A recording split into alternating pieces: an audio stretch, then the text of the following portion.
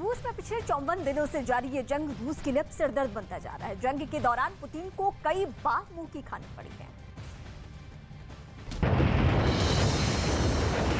रूस यूक्रेन महायुद्ध को शुरू हुए 50 दिन से ज्यादा हो गए हैं, जो रूस के लिए सिरदर्द बनता जा रहा है।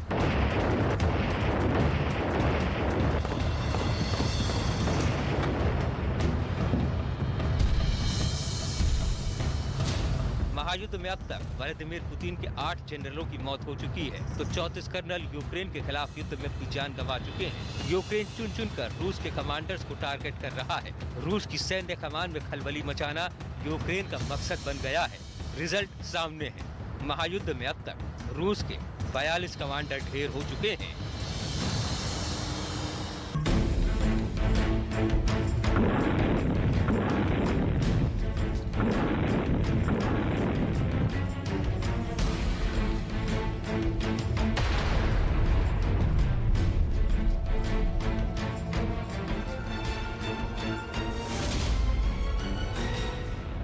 रूसी अधिकारियों की मौत ये बताने के लिए काफी है कि यूक्रेन पर हमला कर पुतिन को मुंह की खानी पड़ी। यूरोप और पश्चिमी देशों के अखबार इन कमांडर्स की तस्वीरों से पटे पड़े हैं।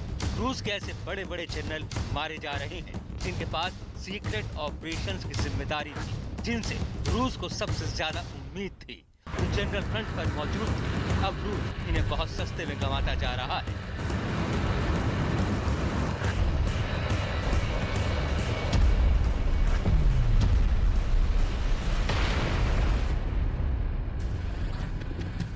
रूस के करीब 1.5 लाख फौज के हौसले पस्त करने के लिए काफी है। रूस की ये फौज इस वक्त यूक्रेन के युद्ध में शामिल है।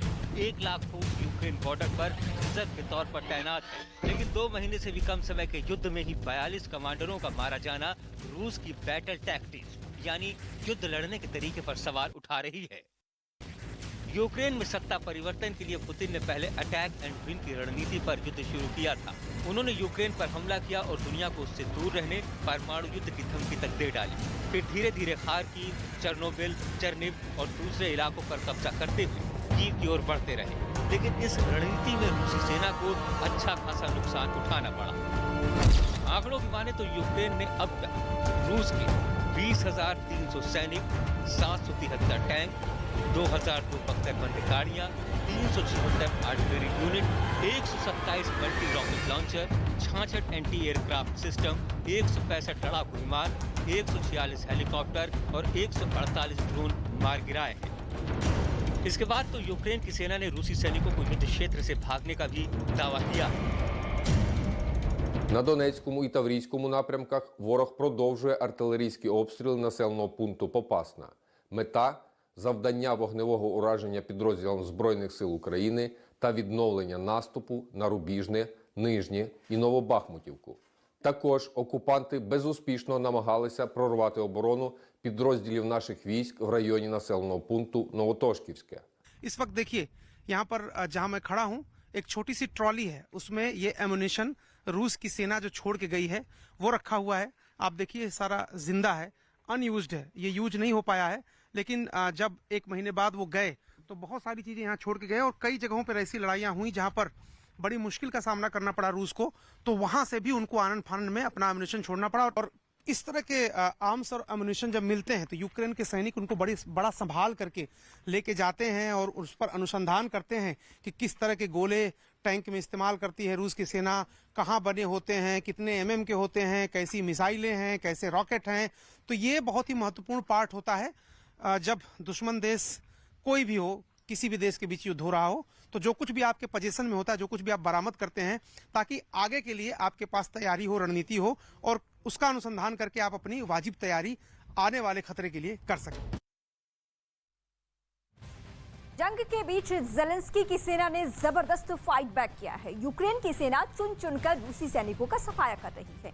यूक्रेन की सेना बदले की आग में चल रही है, जिसके सामने जो कुछ भी आ रहा है खाक हो रहा है।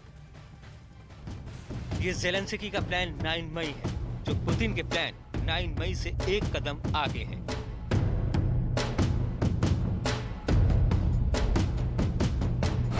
दरअसल रूस हर साल 9 मई को विक्ट्री डे मनाता है। द्वितीय विश्व युद्ध में इसी दिन सोवियत संघ ने जर्मनी के ऊपर जीत हासिल की थी। 9 मई को हर साल मॉस्को में विक्ट्री डे की परेड निकलती है। इसीलिए पुतिन चाहते हैं कि 9 मई से पहले तक यूक्रेन का युद्ध खत्म हो जाए। पुतिन चाहते हैं कि महायुद्ध का परिणाम 9 मई से पहले तक सुनिश्चित हो जाए।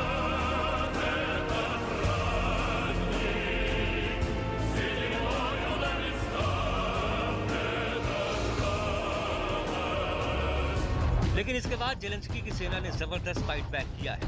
यूक्रेन की सेना चुन चुन कर रूसी सैनिकों का सफाया कर रही है, खत्म कर रही है। यूक्रेन की सेना बदले की आग में जल रही है। इसके सामने जो कुछ भी आ रहा है खाक हो जा रहा है। खुद व्लादिमीर जेलेंस्की ने दुनिया भर के नेताओं से यूक्रेन की मदद करने की अपील की है, क्योंकि अब सुलह के रास्ते बंद हो गए हैं और जेलेंस्की का प्लान 9 मई एक्टिव हो गया है। Чим більше і чим швидше ми отримаємо всю зброю, яку запросили, тим сильніші будуть наші позиції, який заслуговує на життя в сучасному середовищі. Щоб реалізувати цей проект, ми вже залучаємо провідних архітекторів, увесь потенціал нашої держави та міжнародну підтримку. Додамо участь компаній, держав-партнерів, міжнародних донорів. Абсолютно немає сумнівів. साफ है, भले ही रूस ने तीसरे विश्व युद्ध का ऐलान कर दिया हो, लेकिन पुतिन और उनकी रेड आर्मी को यूक्रेन युद्ध में रोज नए नए सबक मिल रहे हैं। बैटलफील्ड में जेलेंस्की के प्लान 9 मई का सामना करना पड़ रहा है। ऐसे में रूस के कई हथियारों के साथ उसके लड़ने के तौर तरीकों की पोल खुल गई है। रसद यानी सप्लाई लाइन को कायम रखना रूस के लिए चैलेंज साबित हुआ है। और इस बीच गुरिल्ला युद्ध रूस के लिए अभी यूक्रेन में सबसे बड़ी चुनौती बनकर उभरा है, क्योंकि इसमें रूस सिर्फ अपने बड़े बड़े फौलादी हथियार ही नहीं, बल्कि पुतिन अपने काबिल और अनुभवी अफसरों को भी खोते जा रहे हैं।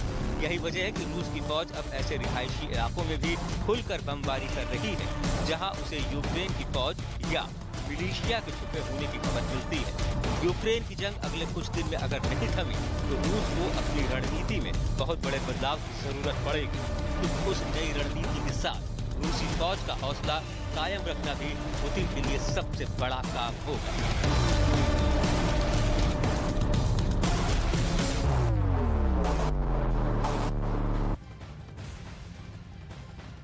तो रूस यूक्रेन के बीच अब जंग 54वें दिन पहुंच चुका है और वहां पे क्या हालात बने हुए हैं, जो दबी भी नहीं थम रहा है, वो कौन कौन से इलाके हैं सबसे ज्यादा चुनौती जहां पे है, वो हम आपको इस वक्त मैप के जरिए बताएंगे। और मैप के जरिए ही हम आपको इस वक्त बताने जा रहे हैं। देखिए, ये यूक्रेन का मैप, जिसमें बीते 1 महीने से हमने कितनी दफा आपको पूरी कहानी समझाई है, ये फिर से वही इलाके, लेकिन यहाँ सबसे ज्यादा चुनौती जो है वो खार्किव, डोनेस्क, वोल्नोखा, मारियोपोल और लुहांस्क को लेकर है। ये सभी इलाके हैं। लेकिन आज जो नई बात और बड़ी बात निकलकर सामने आ रही है वो ये कि मारियोपोल की चारों तरफ से, यानी इस मारियोपोल को चारों तरफ से सेना ने घेर लिया है, रूसी सेना ने, और उसको कंट्रोल करने की कोशिश कर रहा है। इसी तरीके से हमने देखा कि खार्किव को लेकर भी बहुत ज्यादा चुनौती रही। खार्किव को पूरी तरीके से घेरा गया और यहाँ पे भी अब बर्बादी ही बर्बादी है, यहाँ कुछ बचा नहीं है। यही फिलहाल स्थिति बनी हुई है। इसके अलावा खरसोन के इलाके को भी हम हमेशा आपको बताते रहे हैं कि यहाँ पे क्या स्थिति बनी हुई है। इसके भी कोई ऐसी इमारत नहीं है जहाँ पे गोले बारूद नहीं दागे गए हों। मेकोलाइव में भी यही स्थिति कमोबेश बनी हुई है। ये पूरा यूक्रेन का मैप, और यूक्रेन में इस वक्त हम आपको दिखाएं और बताएं तो कुछ भी वहां पे बचा हुआ नहीं है। ये युद्ध की स्थिति में जो यूक्रेन इस वक्त जूझ रहा है उसकी सबसे बड़ी चुनौती है। अब ये 3 तस्वीर आपके सामने है। रूस की सेना ने जो कदम उठाए हैं उसकी बारीकी हम आपको दिखा रहे हैं। पुतिन का फाइनल प्रहार, पुतिन फाइनल प्रहार में क्या करने वाले हैं? पुतिन ने एक डेडलाइन की तारीख तय कर दी है, वो है 9 मई। 9 मई से पहले वो क्या करने वाले हैं, ये संकेत के तौर पे मिल भी रहा है। तो युद्ध के 54वें दिन पुतिन की नई प्लानिंग को लेकर बड़ा दावा किया गया है। दावा यह है कि पुतिन अब नाटो के बेस पर हमले का प्लान बना चुके हैं, क्योंकि पुतिन को लग रहा है कि नाटो से जो हथियार यूक्रेन पहुंच रहे हैं उसकी वजह से यूक्रेन अब तक इस युद्ध में टिका हुआ है। तो इसीलिए पुतिन अब नाटो की मिलिट्री बेस पर हमले की तैयारी में है। ये दावा किया है ब्रिटेन के पूर्व राष्ट्रीय सुरक्षा सलाहकार ने। ब्रिटेन के पूर्व NSA लॉर्ड विकेटस ने दावा किया है कि पुतिन नाटो के बेस पर हमला कर सकते हैं, और अगर ऐसा हुआ तो नाटो के सदस्य देश युद्ध में उतरने के लिए धर्म संकट में फंस जाएंगे, यानी उनके सामने युद्ध में उतरने के अलावा दूसरा कोई विकल्प नहीं बचेगा। पोलैंड के रास्ते ही नाटो के हथियार यूक्रेन में पहुंच रहे हैं, और ये 5 तस्वीरें एक बार फिर से आपके सामने। यूक्रेन में रूस के हमले लगातार जारी हैं। 5 तस्वीरें अब आपके सामने है टीवी स्क्रीन पर। खार्किव में रूस ने जबरदस्त हमले बोले हैं। मारियोपोल में भी रूस ने हमला किया। मारियोपोल लगभग 90% तबाह हो चुका है। खार्किव में भी फायरिंग हुई है। रूस की सेना 23 बार गोलीबारी की है। वहीं रूस के हमले में चर्निव पूरी तरीके से तबाह हो चुका है। चर्निव के मेयर का कहना है कि 70% शहर बर्बाद हो चुका है।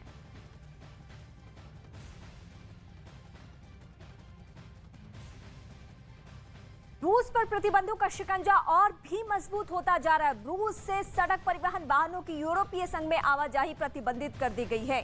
वहीं कई देशों ने अपने बंदरगाहों पर भी रूस के जहाजों पर बैन लगा दिया है। वो कौन कौन से देश हम आपको बताते हैं। इसमें वो नाम जो सामने आ रहे, Belgium, Italy, Bulgaria, Estonia, Romania, ये सभी देश हैं जो कि एक एक करके रूस पर और रूसी जहाजों पर प्रतिबंध लगा रहे हैं। इस वक्त की सबसे बड़ी खबर हम आपको मैप के जरिए बता रहे हैं।